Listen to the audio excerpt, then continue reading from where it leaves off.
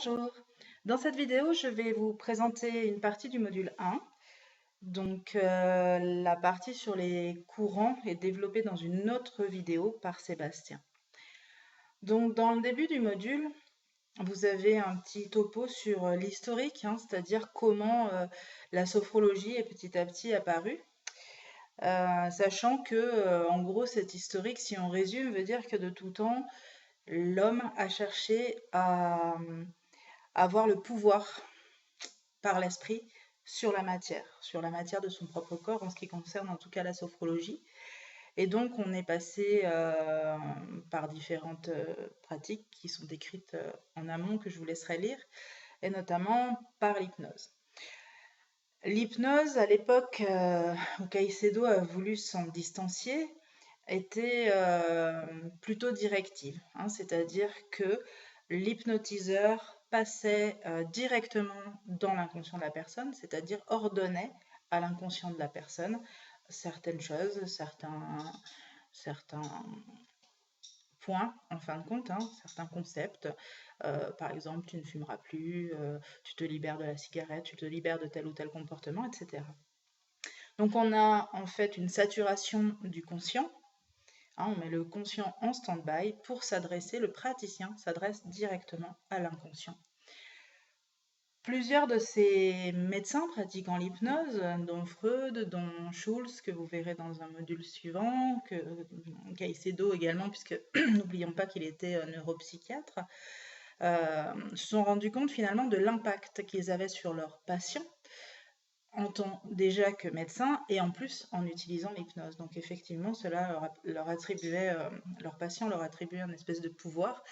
Et ils avaient vraiment un rôle finalement assez autoritaire et une sorte de soumission passive, on va dire, du malade. Donc ils ont cherché à s'écarter de cette relation, en fin de compte, et ils ont cherché à créer des méthodes plus douces qui permettaient à l'individu de participer activement dans la résolution de sa problématique. Donc par rapport à la pathologie mentale, comme ça peut être le cas avec la psychiatrie ou même dans d'autres champs d'application. L'idée en sophrologie, c'est qu'on va rechercher finalement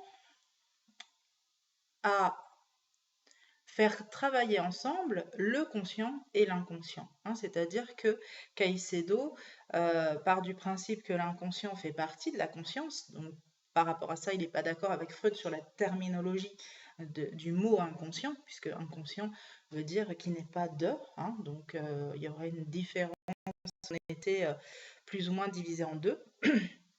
Or là, Caicedo pense qu'effectivement, il y a des choses cachées dans la conscience et on va faire participer le conscient dans la résolution de la problématique. C'est-à-dire qu'il va redonner à la personne son pouvoir personnel sur elle-même, le faire participer, l'inclure de façon, bien sûr, à le rendre autonome à terme. C'est tout l'intérêt de la question. Donc, comme Sébastien vous l'explique dans son module, à partir de là, il y a eu effectivement différents courants. Donc, bien sûr, la sophrologie est d'inspiration phénoménologique, c'est-à-dire qu'effectivement, il y a une observation, il y a vraiment cette posture en sophrologie d'observation de soi, d'observation de son corps à travers l'observation de sa respiration, de ses sensations corporelles, de ses battements du cœur, etc., tout ce qui va concerner le corps, observation de ses pensées, qu'est-ce que je pense de telle ou telle situation, quel est finalement mon point de vue sur la question, qu'est-ce que je pense, et ensuite l'observation de ses émotions, c'est-à-dire cette situation génère en moi certaines émotions, quelles sont-elles? Ces émotions ont souvent comme conséquence des comportements, bien entendu. Donc on va aussi observer, amener la personne à avoir du recul sur sa façon de penser, de ressentir et d'agir. Donc je ne vais pas aller plus loin dans les différents courants puisque ça fait partie intégrante de l'atelier de Sébastien. Par contre, nous allons parler de la sophrologie et en particulier des piliers qui la constituent. La sophrologie, donc, comme je l'ai dit tout à l'heure, est une pratique psychocorporelle puisque nous travaillons sur le corps à travers soit des mouvements, puisqu'effectivement, vous le verrez, Sébastien l'explique, il y a des exercices dynamiques, de la relaxation dynamique. Donc, relaxation dynamique qui, chez Caicedo, a été vraiment très inspiré par le yoga et des techniques de méditation orientale. Nous, on n'est pas forcément dans cette dynamique, c'est-à-dire qu'on n'est pas forcément, voilà, on est en Occident, on n'a pas forcément cette culture-là, cette culture du monde oriental sur le yoga, même si pour certains, effectivement, ça peut être un plus de pratiquer le yoga, une activité complémentaire, on va dire. On part du principe que le corps va pouvoir être mis en mouvement, mais finalement, peu importe ces mouvements, du moment qu'ils aient un sens pour celui qui va les pratiquer, c'est-à-dire le client. Le client on va proposer des exercices dynamiques au client qui vont être en lien à la fois d'un point de vue physique, c'est-à-dire s'il a des tensions dans la nuque, s'il a des tensions dans le cou, s'il a des tensions dans le dos, on va l'amener à faire certains exercices pour se libérer de ces tensions, mais aussi une portée symbolique, c'est-à-dire qu'on va intégrer le corps dans le concept. Le concept va passer à travers le corps, c'est-à-dire qu'on va, par exemple, pourquoi pas, matérialiser une bulle de sécurité en faisant des mouvements avec les bras pour voilà, avoir une idée et s'approprier en termes de sensation un concept mental. Voilà. Donc il y aura un travail sur le corps, donc à travers le mouvement, on l'a vu, mais aussi à travers l'immobilité, c'est-à-dire la conscience. On va parler tout à l'heure de conscience du schéma corporel. C'est la conscience de son corps, c'est-à-dire qu'est-ce qui se passe au travers du corps, qu'est-ce qu'on ressent physiquement. Parce qu'effectivement, quand on ressent des émotions, souvent ces émotions, elles ont un attribut, enfin pas un attribut, mais une conséquence physique, c'est-à-dire, voilà, je peux avoir des papillons dans le ventre, ou je peux avoir une boule à la gorge, ou je peux avoir un nœud à l'estomac. Voilà comment je vais ressentir parfois les émotions physiquement. Donc, le travail sur le corps, c'est la prise de conscience du corps, on y reviendra à travers le premier pilier tout à l'heure. Et puis, on va avoir aussi des techniques mentales qui vont être soit découvrantes, soit recouvrantes. Découvrantes, c'est-à-dire qu'elles vont nous permettre d'aller un petit peu gratter la surface et d'aller chercher qu'est-ce qui fait qu'on réagit d'une certaine façon. Donc, c'est d'aller chercher parfois la raison de schémas qu'on a mis en place, d'habitudes, de pensées, etc.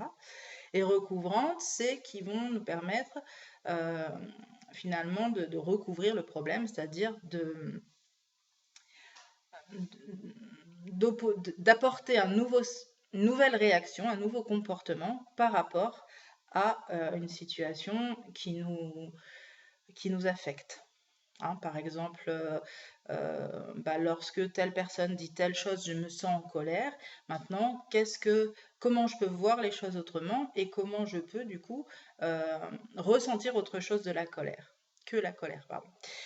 Donc tout ça, comme Sébastien le précise aussi, ça va être l'apport d'autres techniques qui va nous permettre de pouvoir être en lien avec la demande du client, avec sa sensibilité et surtout avec son imaginaire, puisque on va avoir une part importante de l'imaginaire, du monde intérieur, ce qu'on appellera la carte du monde un peu plus tard, de notre client. Et si je ne peux pas établir de dialogue avec lui, si je ne peux pas comprendre sa demande, et bien forcément mes techniques vont être empiriques et il ne va pas forcément se les approprier.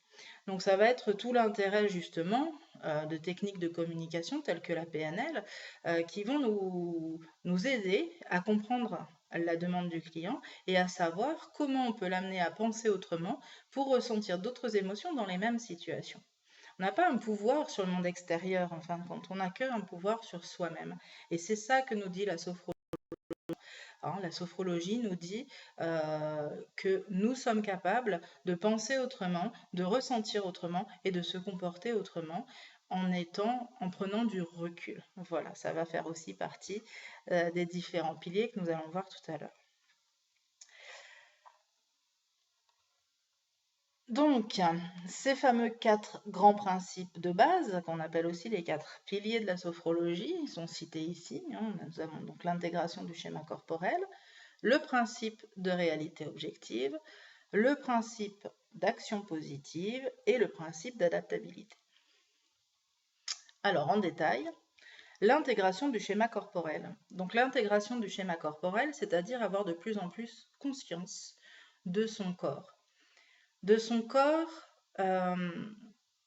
comme sujet, c'est-à-dire je suis mon corps, c'est-à-dire qu'est-ce que je ressens. C'est la perception du corps depuis l'intérieur, c'est-à-dire qu'est-ce que me dit mon corps, qu'est-ce qu'il m'apporte comme sensation, hein. Il faut savoir que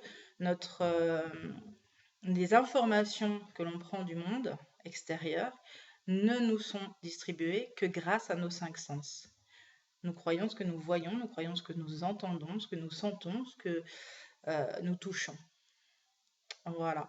Donc, ça va être important de comprendre que notre vision du monde est conditionnée par nos 5 sens. Donc, il est important d'être à l'écoute de ces sens et toute la sophrologie va nous permettre justement de développer notre acuité sensorielle et d'être à l'écoute de ce que nos sens nous apportent comme éléments. C'est-à-dire que si je suis quelqu'un à consonance visuelle, hein, j'ai tendance à beaucoup observer les choses visuellement, je vais moins tenir compte de ce que j'entends, de ce que je sens, ou de ce que je touche, éventuellement de ce que je goûte. Voilà, parce que ma conscience va être focalisée sur ce que j'observe visuellement. Voilà, l'intégration du schéma corporel va me permettre de renouer avec les sens que j'ai laissés un petit peu de côté. Et puis elle va me renseigner aussi sur toutes les sensations. Est-ce que j'ai froid dans certaines parties du corps? Est-ce que j'ai chaud? Est-ce que je suis tendue ou nouée à certains endroits, plus détendue à d'autres, etc. Donc c'est la conscience du corps, comment je me sens dans mon corps, et c'est la conscience de chaque sensation qui va occuper chaque segment corporel. Mais c'est aussi les informations, comme je le disais, à travers les sens, qui me proviennent du monde extérieur. C'est grâce à mon schéma corporel que je vais pouvoir me situer dans l'espace. Hein, c'est-à-dire savoir ce qu'il y a devant moi, ce qu'il y a derrière moi, avoir conscience de l'espace que j'ai pour me déplacer, pour me faufiler, etc. La conscience de mon corps dans son volume, sa forme, mais aussi ses limites dans ses actions. Hein, qu'est-ce que mon corps est capable de faire, qu'est-ce qu'il n'est pas capable de faire. Donc c'est tout ce travail d'intégration qui se fait au fur et à mesure du processus sophronique. Hein, quand vous allez accompagner votre client, vous allez d'abord l'amener à prendre conscience de son corps, puisque c'est finalement à l'intérieur du corps que tout se passe. Donc c'est la première chose qu'on va travailler, mais ce n'est pas que au début qu'on va le travailler, ça va vraiment se renforcer, je veux dire, cette intégration du schéma corporel au fur et à mesure de la pratique. Le schéma corporel, donc là je viens de parler effectivement pour celui qui pratique la sophrologie, hein, c'est-à-dire le client, c'est-à-dire vous et moi, de façon personnelle. Pour le praticien en sophrologie, pour le sophrologue, avoir conscience de son schéma corporel, c'est aussi avoir conscience des messages qu'il envoie, c'est-à-dire de son comportement. Qu'est-ce que je dégage? Est-ce que je dégage de la sympathie? Est-ce que je dégage de la bienveillance? Ou est-ce que je dégage de l'autorité et que la personne en face va être méfiante? Donc ça va être très important d'être ouvert finalement à l'auto-analyse, l'auto-observation de soi pour justement savoir quand être empathique, quand avoir une attitude bienveillante et avoir conscience justement de ce qui va pouvoir se jouer dans la relation avec le client pour le mettre à l'aise, pour créer un climat de confiance et pour justement l'amener à changer. C'est-à-dire que l'idée, c'est qu'effectivement, si la personne vient, c'est qu'elle a la volonté de changer quelque chose dans sa vie, la volonté de mieux être par rapport à une problématique précise, mais si elle est venue nous trouver, c'est que justement toute seule, elle n'y arrive pas. Donc on va avoir tout un travail à faire pour entretenir sa motivation. Et là aussi, notre attitude va être importante pour l'aider, pour le stimuler, etc. Donc la conscience de notre propre corps, de nos propres comportements et de la façon dont on va s'exprimer, hein, la conscience de nos, nos attitudes, nos mimiques, etc., va être importante dans la prise en charge du client. Le deuxième pilier, donc le principe de réalité objective. Donc le principe de réalité objective, il nous parle du recul, hein. Je parlais tout à l'heure de prendre du recul, c'est-à-dire de voir les choses telles qu'elles sont. L'individu qui est dans une problématique quelconque va souvent focaliser son attention sur son problème. Nous, on va être là, et ça, on le prend du coaching, hein, pour plutôt l'amener à se concentrer sur les solutions, les ouvertures, les opportunités. Donc ça va être très important, justement, d'amener la personne à prendre conscience que plus elle va finalement focaliser son attention sur ce qu'elle veut, sur ce dont elle a besoin, sur, comment dire, sur ce qui va être positif pour elle, et au plus elle va s'ouvrir à des solutions et des opportunités. Plus elle va focaliser sur son problème et plus elle va se refermer, hein. Je dirais que c'est presque physique, c'est-à-dire si je me centre sur mon problème, je me concentre sur mon problème, je focalise dessus, je ne vois que lui. Et finalement, si je cherche des solutions, si justement je suis en train d'ouvrir mon horizon, eh bien le champ des possibles va s'ouvrir également. Et à partir de là, je vais pouvoir du coup avoir une vision d'ensemble, une vision panoramique de la situation. Hein, et souvent, ce que je prends comme exemple, c'est voilà, si je suis face à un mur, mettons que mon problème, hein, soit symbolisé par un mur, si je reste au pied du mur, il va rien se passer. Par contre, parfois, le simple fait de reculer de quelques pas, je vais pouvoir voir que de chaque côté du mur, il y a des chemins de contournement. Donc c'est vraiment ça le principe de réalité objective, pardon, c'est de prendre conscience de l'intégralité de la situation et non pas de la toute petite partie sur laquelle on va focaliser notre attention. L'objectivité, c'est prendre des choses telles qu'elles sont, c'est-à-dire on va amener la personne à sortir de l'interprétation qu'elle fait des différentes situations, des faits et gestes de son entourage.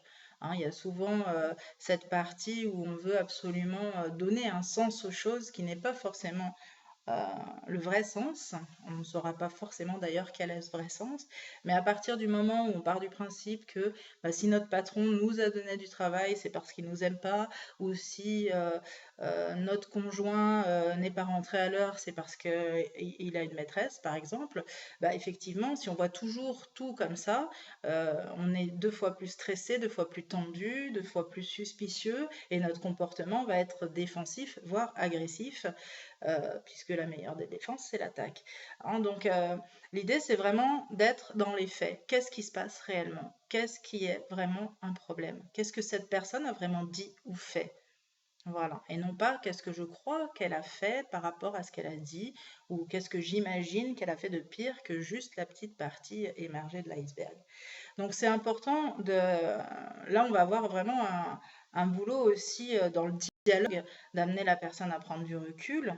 Hein, et puis après, le simple fait de lâcher prise et de s'apaiser va faciliter cette prise de recul et va permettre justement de se centrer sur l'essentiel et non pas sur nos interprétations. Chez le sophrologue, le principe de réalité objective, c'est d'avoir conscience euh, de ses capacités, ses compétences, mais aussi de leurs limites, ses capacités et ses compétences. C'est-à-dire que voilà, si un client vient nous voir pour faire un régime, par exemple, on n'est pas nutritionniste, on ne va pas lui proposer un régime. On va pouvoir l'aider à faire en sorte que ce qu'il va mettre en place avec un professionnel de la santé pour mieux s'alimenter soit efficace. On va l'aider à optimiser au niveau émotionnel, au niveau mental, ce régime, mais on ne va pas lui proposer un régime, ce n'est pas du tout notre champ d'application. Hein. Donc là aussi, c'est notre limite. Donc à nous de recadrer la personne et de lui dire voilà ce qu'on peut apporter, voilà ce qu'on ne peut pas faire.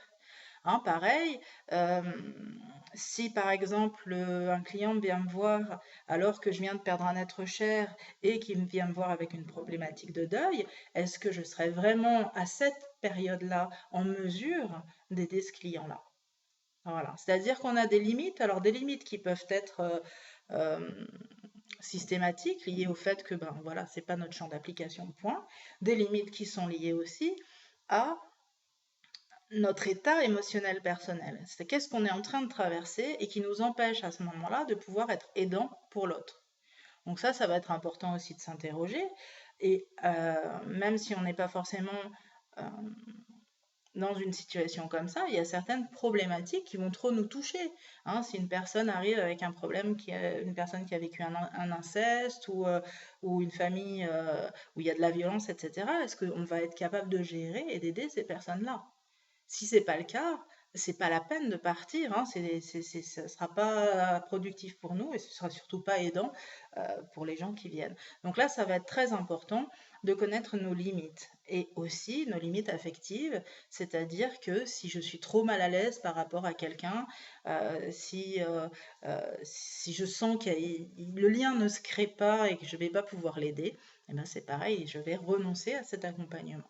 Et ça va être important et ça va être une preuve de compétence que d'être capable de dire non à un client parce que nous ne sommes pas en mesure, et c'est toujours nous, hein, on ne va pas mettre la faute sur le client, on ne va pas lui dire votre problème est trop grave, je ne peux pas vous aider. Hein, on va toujours lui dire que nous ne sommes pas en mesure de l'aider et on n'a pas même pas à se justifier par rapport à ça.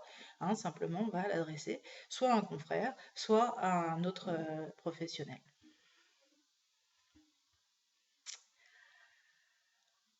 Ensuite, le principe d'action positive. Donc là aussi, il y a plusieurs choses derrière ce principe. Il y a déjà cette interaction entre le corps et l'esprit. Hein, l'interaction entre le corps et l'esprit, c'est-à-dire que finalement, lorsqu'il y a un problème au niveau du corps, il se répercute sur l'esprit. Par exemple, j'ai une méga migraine, je vais avoir du mal à me concentrer, je vais avoir du mal à mémoriser, et puis je vais avoir aussi du mal à rester calme dans certaines situations, je vais être beaucoup plus irritable. Voilà, donc mon problème physique va avoir un impact sur mes fonctions cognitives et voire mes fonctions relationnelles. Inversement, si tout va bien physiquement, mais que j'apprends une horrible nouvelle, et bien là, mon corps va décompenser et on va voir à travers mon corps un changement d'attitude. Donc cette interaction corps-esprit, en fait, nous dit, ben voilà, quand il y a quelque chose qui ne va pas, c'est un peu le cercle vicieux, hein, puisque l'esprit transmet au corps son mal-être, qui lui-même va du coup se dégrader, le corps, hein, et inversement. Eh bien, la sophrologie nous propose d'inverser ces paramètres en disant, ben voilà, si je peux ressentir du bien-être à travers une relaxation physique, un bien-être physique, si je peux générer des images positives par la pensée, ça va avoir une répercussion positive sur mes émotions. Et là, justement, dans cette interaction corps-esprit, tout ce que je vais apporter de positif à la personne va faire effet boule de neige et la personne va s'apaiser, va s'ouvrir.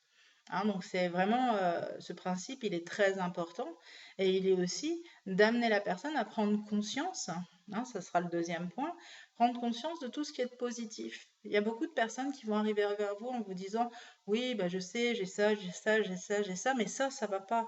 Et ce ça qui va pas, c'est une toute petite partie de son existence. Elle ne voit pas à côté de tout ce qui va bien. Donc c'est l'amener à prendre conscience des paramètres positifs de la situation ou l'amener à prendre conscience de comment elle va pouvoir transformer ces situations en quelque chose de positif. Hein, ça va être difficile d'expliquer qu'est-ce qu'il y a de positif dans le décès d'un proche, par exemple. Mais par contre, comment la personne peut gérer ce décès, comment cette personne, elle peut peut-être, en hommage à la personne disparue, donner le meilleur d'elle-même et vivre une vie plus heureuse, plus épanouie, parce que justement, elle le fera en pensant à cette personne qui est partie et qui, elle, ne peut plus vivre, hein, tout simplement. Donc l'idée, ça va être de trouver comment transformer toute situation négative en situation positive pour que la personne se construise et non se détruise par rapport à quelque traumatisme que ça soit. Pour le sophrologue, le principe d'action positive va rejoindre un petit peu le principe d'adaptabilité qu'on verra tout à l'heure, pareil par rapport au point de vue du sophrologue, en ce sens que il va être important d'être à l'écoute de son client parce qu'effectivement, positif, négatif, ce sont des notions toutes subjectives et que ce que je vais peut-être moi voir de positif va pas forcément être positif pour mon client. Donc ça va être important d'être en lien avec ce client et de savoir qu'est-ce qui est positif pour lui. Hein, si effectivement pour moi le positif c'est d'être sur un matelas pneumatique au milieu de l'océan et de me faire bercer par les vagues, si je suis face à quelqu'un qui a une phobie de l'eau, ça va pas être positif du tout. Donc c'est important d'être en lien avec de quoi la personne a besoin, qu'est-ce qu'elle aime, qu'est-ce qu'elle n'aime pas, qu'est-ce qui est positif pour elle, de façon à lui proposer des images, des sensations, des pensées qui soient dans son univers positif par rapport à son propre point de vue. Et le dernier principe, qui est le principe d'adaptabilité. Donc le principe d'adaptabilité, c'est pour le client, c'est l'adaptation au changement, hein. C'est-à-dire que nous subissons tous des changements, nous vivons tous des changements. Donc des changements effectivement qui sont subis, bah, par exemple le simple fait de vieillir, hein, c'est un changement qui est inaltérable, hein, effectivement ça se produit. Un divorce par exemple, on peut subir un divorce, on peut subir un licenciement, tout ça c'est des changements qui nous sont imposés quelque part par la vie et auxquels il faut faire face. Mais il y a aussi les changements qu'on va générer soi-même, c'est-à-dire justement, ben, je veux développer la confiance en ma capacité à parler en public ou je veux me sentir mieux dans ma peau dans telle situation, etc. Donc voilà, euh, tout ça, ça va générer un changement et ce changement va être possible à partir du moment où on va renoncer à la situation qui précède le changement. Si je me suis identifiée par exemple à une mère de famille heureuse et épanouie en couple avec son mari depuis 10 ans, euh, bah, si mon mari m'annonce qu'il veut divorcer, pour moi c'est une mort. Il faut bien comprendre que pour le cerveau, hein, c'est une mort du couple, de la famille que j'ai idéalisée et de moi en tant qu'épouse et femme comblée, épanouie. Donc tous ces deuils finalement qui sont liés juste à une situation, à un changement, hein, eh ben, il va falloir reconstruire une nouvelle vision des choses. Et c'est pour ça qu'on va s'appuyer sur ce que la personne est d'autre finalement. Elle n'est pas qu'une mère de famille heureuse et épanouie. Elle est aussi une femme, elle a aussi certaines ressources, certaines capacités qu'on va l'amener à prendre en conscience pour rebâtir finalement une nouvelle façon de vivre bah, sans son mari peut-être. Voilà.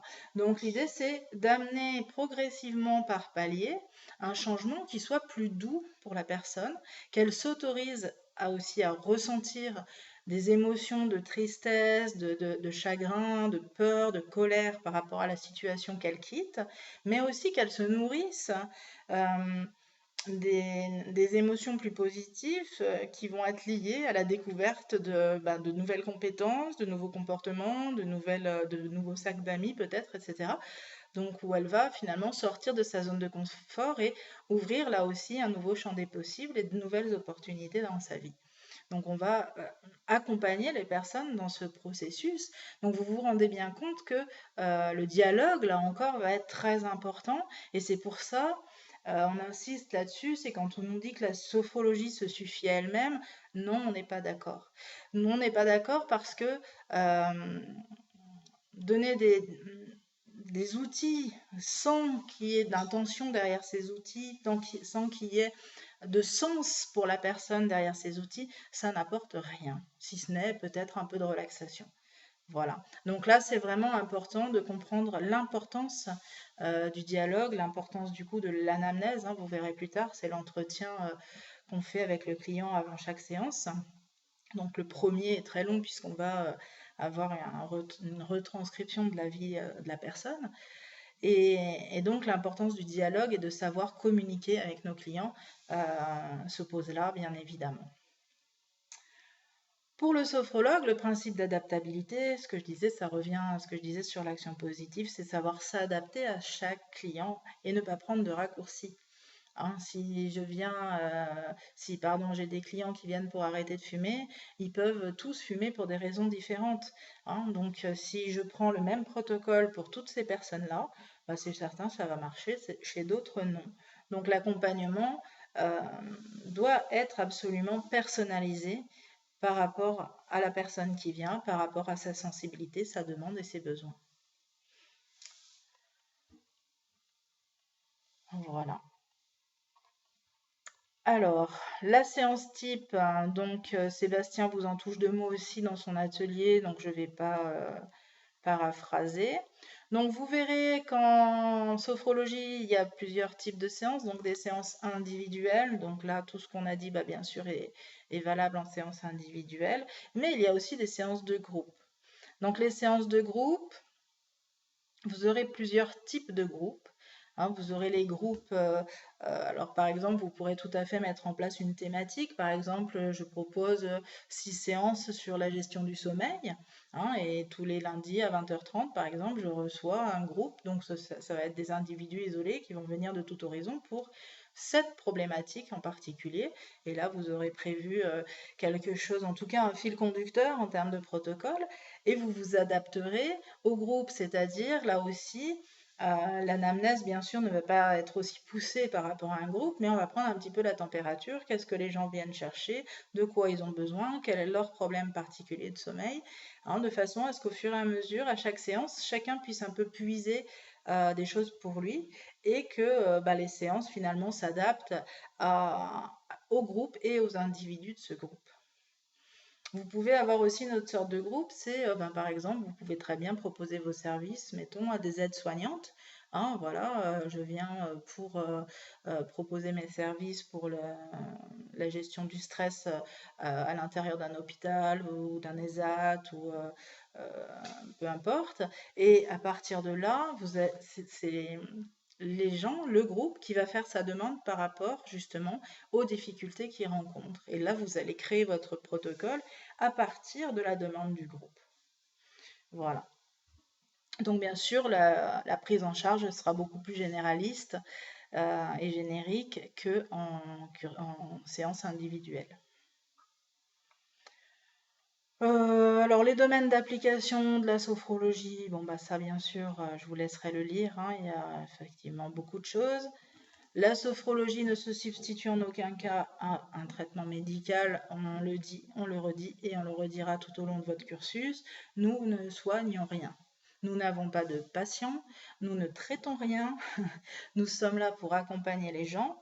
Alors ça ne veut pas dire qu'on ne peut pas accompagner des gens parce qu'ils sont malades, mais on va être en complément d'un suivi médical. Hein, c'est-à-dire qu'on peut très bien accompagner des personnes à accepter leur maladie, à accepter leur handicap, à gérer leur stress dans telle ou telle situation, à mieux vivre tout ce qui leur arrive.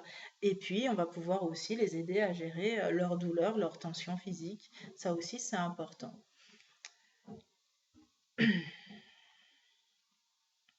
Alors, la finalité de l'entraînement sophronique est de conduire chacun vers plus d'autonomie et de liberté. Donc là, je reviendrai à la distinction un petit peu entre la sophrologie caïcédienne et notre courant psychocomportemental, à savoir que, comme le dit Sébastien dans son atelier, la sophrologie caïcédienne est vraiment une philosophie de vie, une école de vie. Euh, et une démarche philosophique ou spirituelle, ou les deux, enfin selon comment on se base, c'est pas incompatible avec ce qu'on fait, c'est juste différent. Hein, les gens qui vont vers la sophrologie caïcédienne, ou qui pratiquent en tout cas, le but c'est de développer sa conscience sophronique. Donc la conscience sophronique, c'est un état permanent, enfin la recherche, parce que bien sûr ça prend toute une vie, hein, c'est pour ça, c'est là où je veux en venir, c'est que c'est la recherche d'un état permanent de non-jugement, de non-attachement et d'observation des choses telles qu'elles sont. Donc on est vraiment là dans la phénoménologie et uniquement dans la phénoménologie, c'est-à-dire voilà, je suis ouvert à tout ce qui se passe et je n'ai pas d'idées préconçues, pas d'a priori, j'accueille toutes les situations de ma vie. C'est très beau, c'est très noble, mais j'ai envie de dire, tout le monde n'a pas envie de devenir un Bouddha parce qu'il doit changer de boulot ou parce qu'il veut arrêter de fumer. Et c'est là où on va rentrer plus ou moins en désaccord, c'est de se dire, bah, les gens qui viennent, ils viennent pour une demande précise, pour un besoin précis, et nous, ce qu'on veut, c'est répondre à ce besoin sans forcément chambouler toute la vie de la personne et l'amener à être dans une idéologie qui ne lui appartient pas forcément. Donc voilà l'idée. Et donc en pratiquant la sophrologie caïcédienne, bah, c'est effectivement quelque chose qui est du domaine du quotidien, hein. C'est-à-dire, voilà, je vais faire tous les jours mes exercices de respiration, tous les jours mes relaxations dynamiques, tous les jours je vais travailler sur mon ouverture, etc. C'est très bien, mais franchement, je doute que une majorité de vos clients aient cette démarche-là. Voilà. Donc, ça ne veut pas dire que c'est impossible, hein. Bien sûr, au plus ils vont pratiquer, et c'est là où justement les tâches interséances vont être importantes, au plus ils vont pratiquer et au plus ils vont obtenir de résultats. Euh, mais par contre, en général, une fois le résultat atteint, même s'ils vont utiliser les outils que vous leur aurez proposés en cas de gros stress ou de situation plutôt délicates ponctuellement, rares sont ceux qui pratiqueront derrière tous les jours, hein. Voilà. Et donc, c'est plutôt effectivement à ces gens-là qu'on va s'adresser, ceux qui veulent un résultat par rapport à une problématique, hein. On va les aider à déterminer un objectif précis pour leur proposer un accompagnement précis qui feront que, à l'issue de cet accompagnement, ils n'auront plus besoin de nous et seront autonomes par rapport à leur motif de consultation. Voilà. Maintenant, on va parler de la relaxation. Donc la relaxation ben, fait partie intégrante de la sophrologie. Donc la sophrologie n'est pas que de la relaxation, bien entendu, hein, puisque la sophrologie va nous permettre finalement une reprogrammation mentale positive par rapport à une problématique donnée.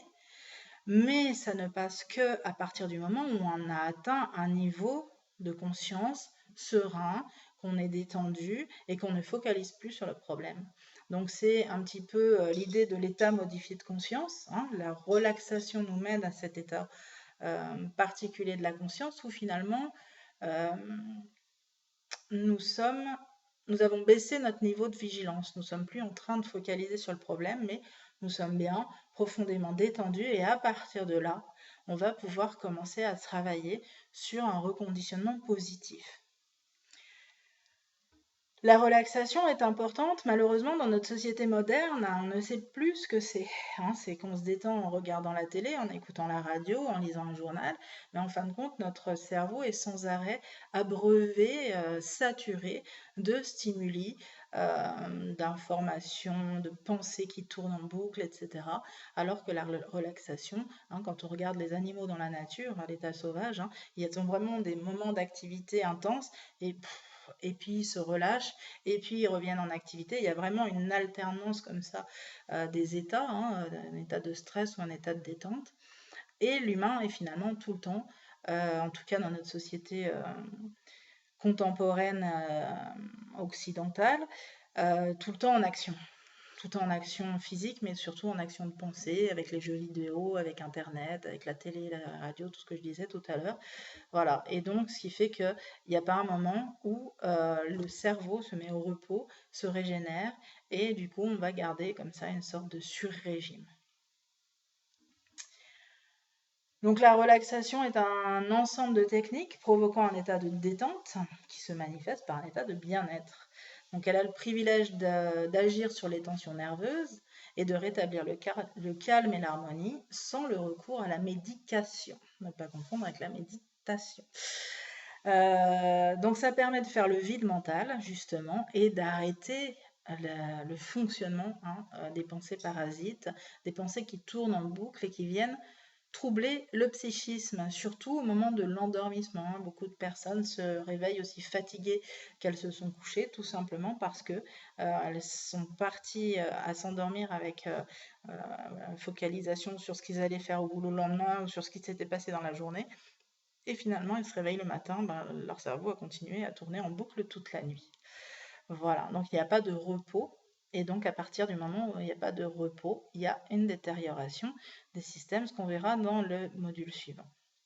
Donc la relaxation est un moyen thérapeutique, préventif et curatif à la portée de tous. Pourquoi? Parce que ça permet de souffler, ça permet de prendre du recul. Donc préventif, parce que ça évite le surplus de stress, le surmenage, ou curatif parce que une fois qu'on est malgré tout passé dans la spirale infernale du surstress, on va pouvoir malgré tout apprendre à lâcher prise et à se détacher de tout ça. Donc l'efficacité de la relaxation va reposer sur le savoir-faire du praticien, donc à travers les différentes techniques que vous allez acquérir. Donc vous allez justement, vous en aurez fait l'expérience personnelle, donc vous allez pouvoir justement apporter ces différentes techniques à vos clients. Le savoir-être du praticien, parce que bien sûr, si notre client il n'est pas en confiance, il ne se laissera pas relaxer. Donc à partir de là, vous pouvez faire ce que vous voulez, la technique ne suffira pas. L'entraînement, donc on a plus loin la régularité, donc c'est plus ou moins lié, c'est-à-dire qu'à partir du moment où la personne va faire de façon régulière des relaxations, elle obtiendra une réponse de détente et de bien-être beaucoup plus rapidement. Ça ne se fait pas tout seul. Si effectivement elle vient sur 10 séances et qu'elle ne pratique la relaxation que sur les 10 séances que vous aurez faites avec elle, ça ne va pas aller chercher bien loin. C'est pour ça qu'on va lui fournir des outils pour l'aider à se relaxer dans un autre environnement que dans l'enceinte de notre cabinet. Et la créativité du praticien, bien entendu, afin d'éviter la répétitivité, bien sûr, comme c'est écrit, mais aussi pour justement être en lien avec l'imaginaire de la personne et lui apporter vraiment ce qui va lui permettre de se détendre profondément. Donc, ce qu'il faut savoir dans ce module et qui est important, c'est qu'à partir du module 4, dans ce cursus, pardon, qui est important, c'est qu'à partir du module 4, vous connaîtrez les techniques de relaxation et vous maîtriserez suffisamment le sujet pour avoir déjà un premier certificat de relaxologue et de pouvoir commencer à exercer sous cette appellation. Alors le lâcher-prise, c'est le but de toute relaxation. Sans lui, la relaxation est inopérante ou incomplète. C'est le moment d'ouverture. Je dirais que c'est l'ouverture de conscience, c'est-à-dire le moment où vraiment on pose les armes et où on s'ouvre à son univers intérieur et où là justement la création d'images, je parlais tout à l'heure d'utiliser l'imaginaire, c'est à partir de là que ça va devenir possible, quand on sera vraiment débarrassé de tout le stress et toutes les tensions liées à la situation qui nous occupe. Donc lâcher prise signifie laisser s'accomplir sans nous occuper de nos représentations mentales, ni de nos projections, ni désirs, ni préjugés, pour accepter ce qui est, de nous confier librement à ceux que nous rencontrons. Donc le lâcher prise, vous vous imaginez bien que dans ces conditions ne peut se faire qu'à partir du moment où il y a un climat de confiance, comme je disais tout à l'heure, qui s'est établi entre le praticien et le client. Donc lâcher prise, c'est comprendre que les choses ont l'importance qu'on leur donne et c'est surtout vivre dans le présent. Qu'est-ce qui se passe, qu'est-ce qui est ici et maintenant et sur quoi je vais focaliser mon attention plutôt que d'être en train de ruminer ce qui s'est passé tout à l'heure ou ce qui risque d'arriver plus tard. Voilà.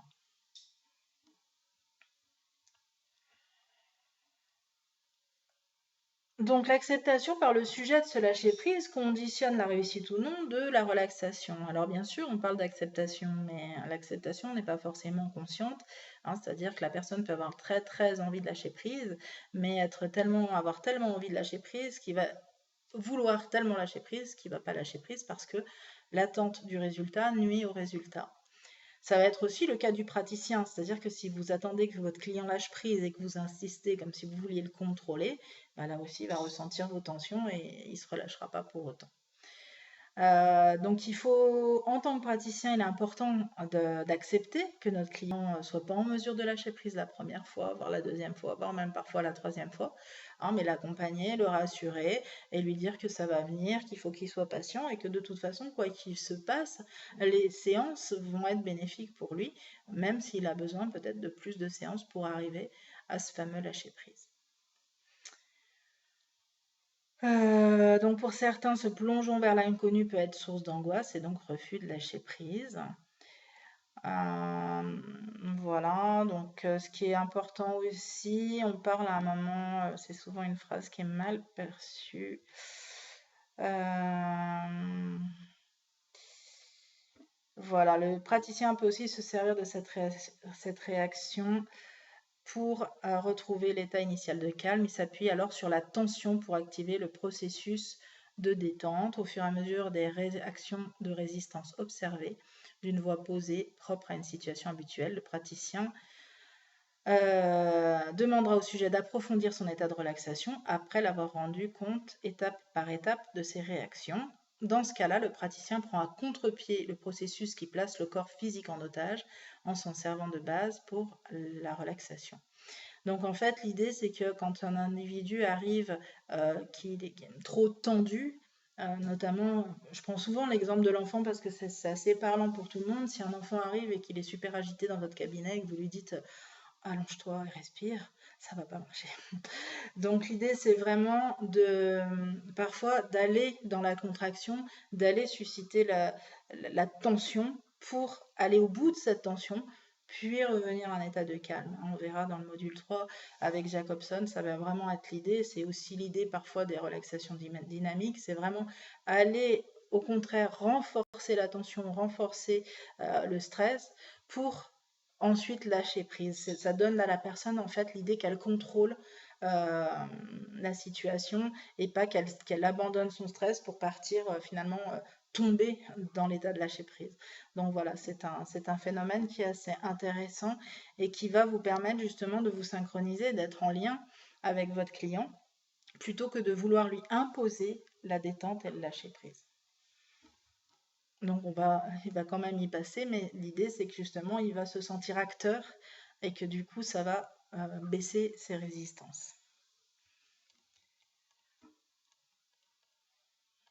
Alors les bienfaits de la relaxation, donc les bienfaits de la relaxation, bah, bien entendu, elles vont être physiques, hein, tout simplement. La respiration va s'amplifier, la personne va relâcher ses tensions physiques. On en reparlera dans le module suivant, donc je ne vais pas trop m'attarder dessus. Et puis la relaxation va nous permettre aussi de reconstituer nos défenses naturelles et puis surtout de retrouver notre esprit, hein, c'est-à-dire que notre esprit qui est préoccupé par des tas de pensées parasites, qui du coup, le stress va engendrer des déficits d'attention, de concentration, de mémorisation. Bah, le fait d'avoir lâché prise, tout de suite on est plus disponible et on est plus apte à répondre à n'importe quelle situation qui se présente. Donc ça, c'est important à comprendre. On va avoir certes un mieux-être physique, mais aussi une meilleure disponibilité mentale et émotionnelle. Voilà. Alors, très important, qui est le sophrologue FDS, notre vision, votre formation. Euh, Comme le dit Sébastien dans son atelier, on ne va pas vous formater. Mais oui, on va vous formater. C'est-à-dire qu'on va vous formater au niveau de la méthodologie. On va vous apprendre une méthodologie qui va vraiment dans l'articulation, la colonne vertébrale va être entre le module 2 et le module 6. Mais à partir de là, ce qui nous est important, et là où on ne va pas vous formater justement, c'est dans la vision. La vision de la sophrologie, la vision de ce que vous allez pouvoir faire, de votre sensibilité, de la façon de présenter la sophrologie et votre action de sophrologue. Il va falloir que ça vienne de vous, c'est-à-dire que vous avez tous une particularité, vous avez tous une personnalité différente, et cette personnalité, cette sensibilité, et ce qui va attirer vos clients à vous. C'est-à-dire qu'au début, les gens viennent nous voir parce qu'on est sophrologue et parce que voilà, ils cherchent un sophrologue. Mais au fur et à mesure, les gens vont vous connaître par rapport à qui vous êtes, par rapport à ce que vous présentez, par rapport à voilà, vraiment une personnalité. Et du coup, à partir du moment où vous présentez la sophrologie selon votre sensibilité, avec vos propres mots, vos propres métaphores, etc., ça permet aux gens de savoir tout de suite est-ce que le courant va passer. Si vous récitez ce qu'est la sophrologie parce que l'école vous a donné une définition clé en main, les gens ne vont pas savoir à quoi s'attendre. Quand ils vont vous poser des questions, vous risquez d'être maladroit dans vos réponses. Donc dès ce premier module, on va vous demander de chercher votre discours. comment vous allez présenter les choses, comment vous allez vous présenter, comment vous allez présenter la sophrologie. On va travailler sur votre identité de sophrologue et ça commence maintenant. Alors, comme je le dis souvent, l'idée, c'est pas que vous soyez un apprenant qui récite sa leçon, mais un futur professionnel qui, qui optimise, qui valorise un outil. Hein. Comme le dit Sébastien encore, on utilise la sophrologie, c'est vraiment un outil pour nous d'aider les personnes. À la base, ce qu'on veut, c'est ça, hein, c'est aider une personne à atteindre un objectif. Et on utilise pour ça la sophrologie, et on utilise pour ça d'autres choses que vous verrez dans ces modules. Et du coup, l'idée, c'est vraiment de présenter ce que vous faites, selon qui vous êtes, selon quelles sont vos valeurs aussi personnelles. Et ça va être très important dans votre présentation, et c'est en ça qu'on ne va pas vous formater parce que justement, c'est ce qui va faire la richesse de votre pratique. Peut-être que vous avez déjà certaines compétences dans d'autres domaines ou que vous en acquérirez d'autres par la suite. Et donc, tout ça fera de vous un sophrologue unique. Hein, et c'est ce qui est important. Donc, on va vraiment vous pousser à trouver votre identité de sophrologue parce qu'on ne veut absolument pas de sophrologue stéréotypé avec la casquette et le blouson EFDS. Ça, c'est vraiment pas notre philosophie. Voilà. Donc bien sûr, un sophrologue compétent s'applique les principes de la sophrologie, c'est-à-dire une bonne connaissance de son schéma corporel à travers sa propre expérimentation des techniques. Hein. Bien évidemment que il est important pour devenir sophrologue d'avoir expérimenté la sophrologie, d'avoir découvert et pourquoi pas de s'être adressé à plusieurs sophrologues des différents courants justement pour avoir une idée plus expérimentale de ces concepts. Euh, alors, bien sûr, ce qu'on vous propose en entraînement personnel ne va pas suffire hein, pour expérimenter la sophrologie. Vous ne pourrez pas dire je connais la sophrologie parce que j'ai écouté 3 audios pendant ma formation. Ça n'a rien à voir. Hein. Ce sont vraiment ces entraînements personnels, c'est vraiment, on va dire, une sorte de culture générale, mais rien ne remplace une réelle prise en charge. Ensuite, une bonne connaissance de sa propre conscience, donc être dans le principe de réalité objective quant à ses compétences, ses atouts, ses particularités, mais aussi ses limites, hein, on en a parlé tout à l'heure. Et bien sûr, nous allons vous apprendre à repérer ce qui peut se jouer dans la relation thérapeutique. Les histoires de transfert, de contre-transfert, de projection qui peuvent aussi altérer la bonne marche d'une prise en charge. Hein, le transfert, c'est-à-dire que le client vous identifie à sa mère, par exemple, hein, donc il va jouer le rôle de l'ado rebelle et pas vouloir faire ses tâches interséances, par exemple. Donc il se peut que vous ayez mis en place une relation parent-enfant. Donc ça, c'est votre superviseur, hein, puisque l'idée, c'est d'être suivi derrière par un superviseur qui nous aidera à identifier ces processus qui peuvent se passer. Le contre-transfert, c'est simplement l'inverse. Hein, c'est vous. Enfin, en général, ça répond. Si le client vous prend pour sa mère, il y a de grandes chances que vous preniez ce rôle de mère et que vous l'assimiliez à votre enfant. Voilà ce qui peut se jouer. Après, ça peut être tout à fait autre chose. Hein. Je parle de parents, mais ça peut être identifié à un ancien professeur ou à une ex-petite amie, etc. Donc il peut y avoir ces phénomènes-là qui altèrent la relation thérapeutique. Et les projections, c'est-à-dire les projections, c'est un petit peu euh, voir chez l'autre ce qu'on ne veut pas voir chez soi. Hein, l'idée, enfin, je dirais que la phrase qui illustre la projection, c'est voir la paille dans l'œil du voisin et pas voir la poutre qu'on a dans le sien. Mais il y a aussi les processus d'identification, c'est-à-dire qu'on va s'identifier à l'histoire de son client. Voilà, tout ce qui peut se jouer et qui va nous déconnecter finalement du besoin de la personne et qui va nous empêcher d'avoir le recul nécessaire pour pouvoir l'aider. Il va être important aussi de bien maîtriser les outils qu'on vous apporte. Hein. Donc là aussi, l'entraînement avec votre formateur est très important. L'entraînement pour les techniques, pour les fiches de séance, les protocoles. Hein, vous verrez au fur et à mesure, ça va être vraiment important de vous entraîner pour être le plus efficace possible et avoir le mieux compris possible toutes ces techniques. Proposer bien sûr des prises en charge qui soient cohérentes, faire des suggestions adaptées aux valeurs de la personne, utilisant des images qui sont compatibles avec ses valeurs et avec son monde intérieur. Valoriser les actes menés par la personne afin qu'elle prenne confiance en elle, bien sûr, et qu'elle retrouve aussi l'estime de soi. On va vraiment avoir un rôle là aussi, où on va ramener les personnes à voir le positif en elles, à prendre confiance en leurs capacités et à prendre conscience de leurs valeurs personnelles. Poser des questions. C'est poser des questions, c'est vraiment amener la personne à se poser des questions et à faire des prises de conscience importantes qui vont l'aider dans l'atteinte de son objectif. Bien sûr, une bonne connaissance de la nature humaine, savoir un petit peu, enfin avoir du tact, avoir du bon sens aussi, ça se travaille, bien entendu, et avoir une ouverture d'esprit nécessaire à la mise en place d'accompagnement personnalisé. Voilà. Donc là aussi, la particularité de votre client, son âge, sa culture, son niveau social, son état émotionnel, son état de santé, tout ça va engendrer des recherches parfois parce que vous ne pouvez pas connaître intégralement toutes les problématiques, toutes les cultures et toutes les difficultés liées à l'âge ou au niveau social de votre client. Donc ça va être important aussi d'avoir cette phase de documentation, de recherche pour être au plus près finalement et poser les questions les plus pertinentes face à ce client. Voilà. Ensuite, on passe sur ce qu'est le sophrothérapeute. Donc, ça, je vous laisserai lire. C'est une autre formation qui peut venir en complément de celle-ci, comme une sorte de deuxième, comment dire, une approche, on va dire, approfondie de la prise en charge.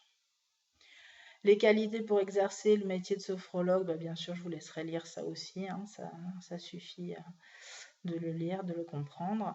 Et puis ensuite, vous avez quelques mots-clés. Donc ces mots-clés, je vous conseille de les garder en fin de compte à côté de vous, tout le long du cursus pour vous les approprier au fur et à mesure. Et à chaque fois qu'il y en a un qui apparaît, de faire référence à ce petit lexique pour pouvoir comprendre de quoi il est question. Voilà, donc écoutez, je pense qu'on a fait l'intégralité de ce module entre l'atelier de Sébastien et le mien. Bien sûr, ça ne remplace pas un cours si vous avez des questions spécifiques, parce que l'idée c'est justement d'approfondir. Les cours sont là pour approfondir ce qu'il y a dans ces modules, donc n'hésitez pas à prendre rendez-vous bien entendu. Et puis, moi, je vais vous laisser, vous souhaiter une excellente soirée ou une excellente journée selon l'heure à laquelle vous écoutez cette vidéo. Merci, au revoir.